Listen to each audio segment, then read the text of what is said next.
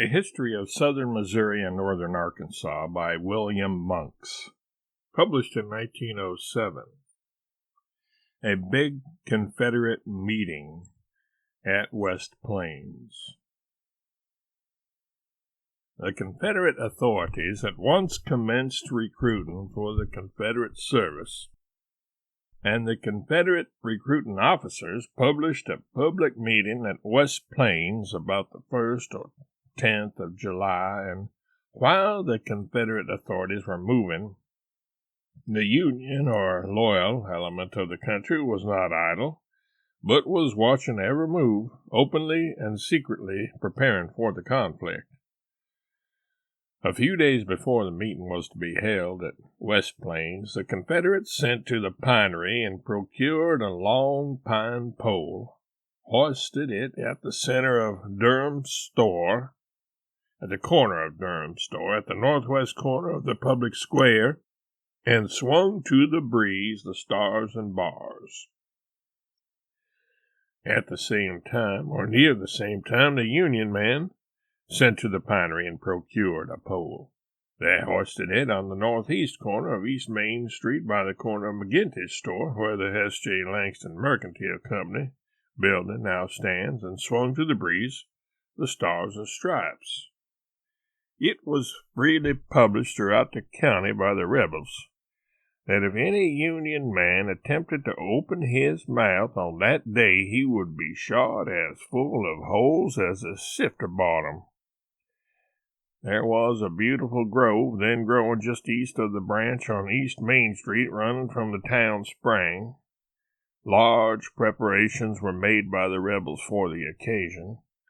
It was published that there would be leading Confederates from all over the state and different other states to speak on that day, and one of the main features of the day would be recruiting for Confederate service. A big speaker stand was erected with hundreds of seats. When the day arrived, the town was crowded with people, and the friends of both parties were armed and appeared to be ready for the conflict. The stars and bars attracted a great deal of attention, being the first flag that had ever been seen by the people, that antagonized the stars and stripes and threatened to destroy the United States government. There was soon a number of determined men gathered under each flag. A number of their prominent speakers were on hand, among them Judge Price of Springfield, known as Wild Bill Price. They readily took in the situation and saw that a conflict was imminent, and as they were not ready for it, they met together in council and agreed that their men should not bring on the conflict on that day. Quite a number of the parties prepared themselves at the speaker's stand. When different speakers were introduced to address the people, many of them men would sit, either with their guns in their hands or with their guns near to them, and the most fiery and extreme speeches were made that I ever heard.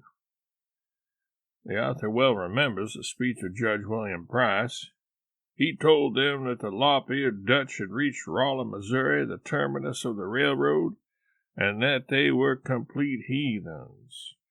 That Abraham Lincoln had given the state of Missouri to them, if they would send enough lop-eared Dutch to conquer the state, and that to his knowledge they had gone out into the country and taken men's wives and daughters and brought them into the camps, and that he saw them in the presence of the mothers run bayonets through their infant children and hoist them up and carry them around on their bayonets.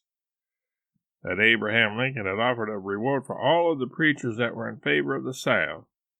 He bursted into tears and asked the question, "I want to know who the man is and the color of his hair that won't enlist in the interest of his home, his wife, his children, and everything that is sacred and good, to drive out lop-eared Dutch, a certain class of Hessians, from our land."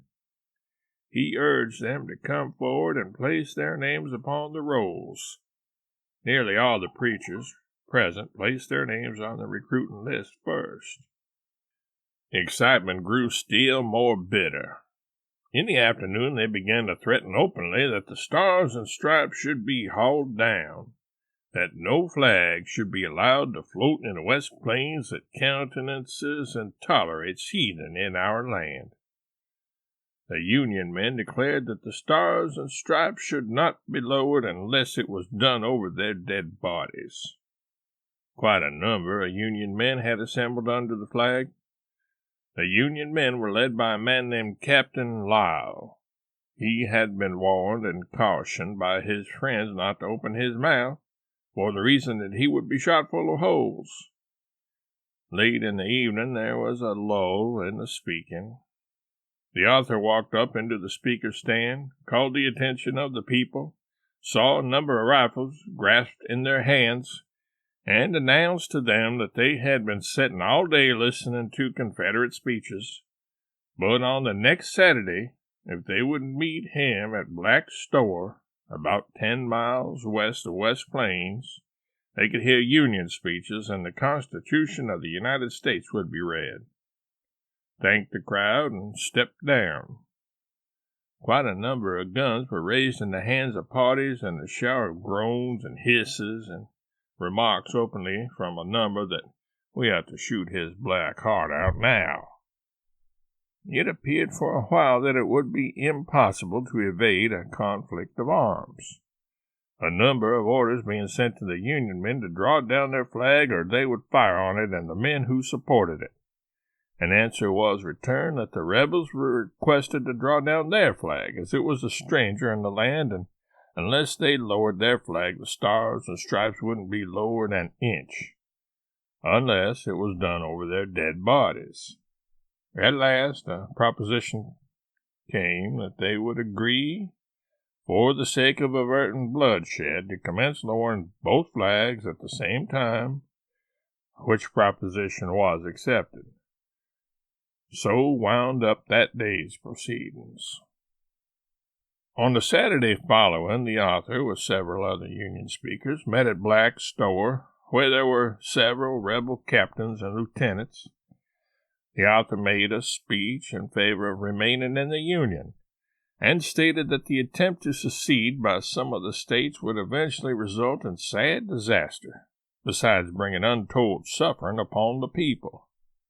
Several other Union speeches were made, after which the author read the Constitution of the United States and urged that all lovers of Republican form of government would comply with the demand of the supreme law of the land and, if necessary, sacrifice property and life in defense of the same.